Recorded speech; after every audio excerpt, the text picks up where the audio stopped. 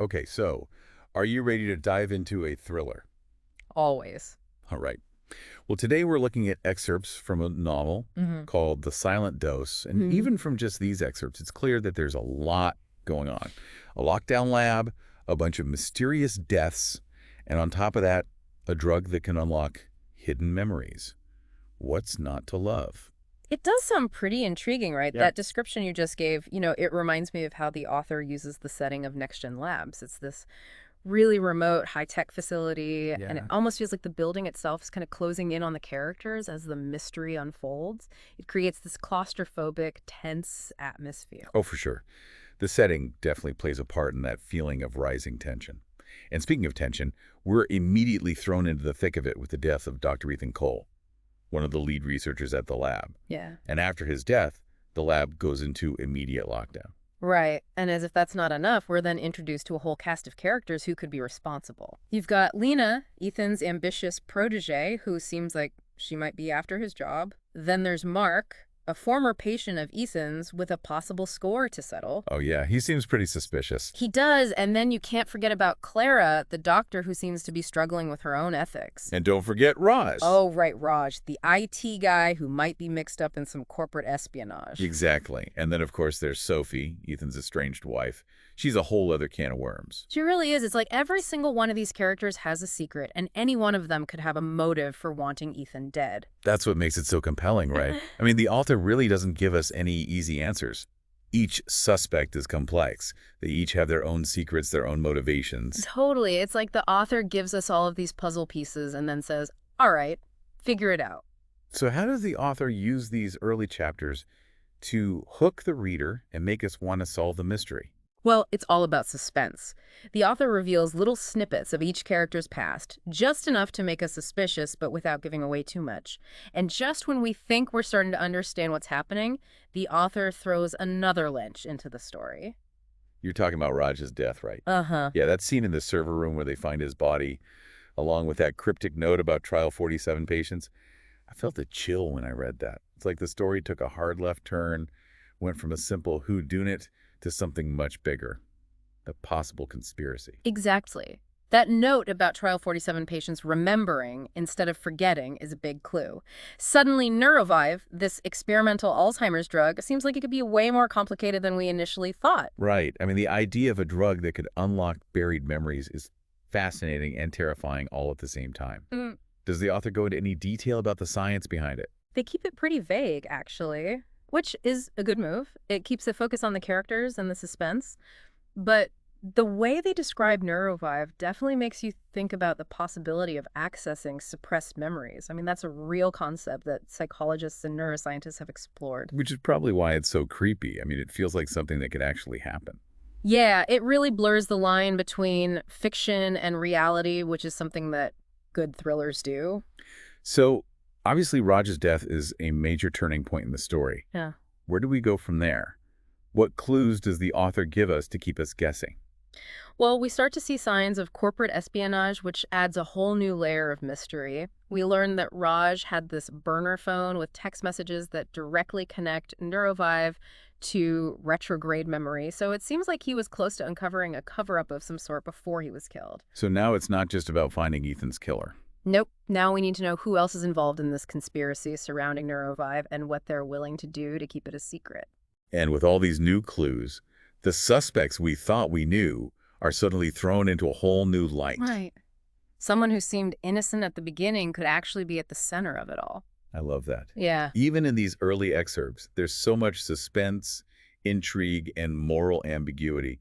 And we haven't even gotten to what Claire and Lena discover in that hidden lab compartment. Oh, yeah, that's a big one. So have to get even more complicated. I can't wait. That hidden compartment, the one in the lab's vault? Uh, Well, it's one of those classic thriller things. yeah, And the author uses it so well. yeah. It's like they open up this Pandora's box, Mm. and then all of these new questions come out. Yeah, definitely a turning point in the story. For sure. What Claire and Lena find, I mean, it throws everything we thought we knew right out the window. Right. Documents about a cover-up and, like, evidence that patients were actually being harmed. Yeah, it really makes you stop and think about the ethical side of things.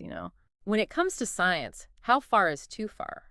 especially when you're talking about people's lives. It's a question that comes up a lot these days. With all the new technology, All the time. gene editing, artificial intelligence, new drugs. It's like every advancement has these huge ethical implications. Exactly. Yeah. And the author really gets you thinking about those things without getting too preachy about it. No, they don't. It's still a fast-paced, suspenseful story, Oh, definitely. but it makes you stop and think. That's for sure. So what about the investigation? Does this new information point to a particular suspect? It does, but it's not who you'd expect. Okay, lay it on me. It looks like Sophie, Ethan's estranged wife, is the one behind the poisoning. Sophie.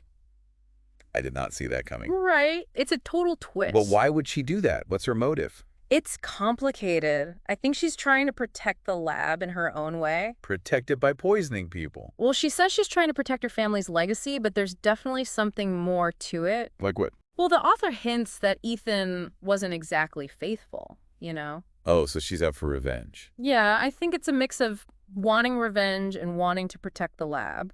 It's like she can't let go of Ethan. I think you're right. Even though she's angry at him, she still feels connected to the work they did together. It's a classic case of a scorned lover, but with a scientific twist. Right.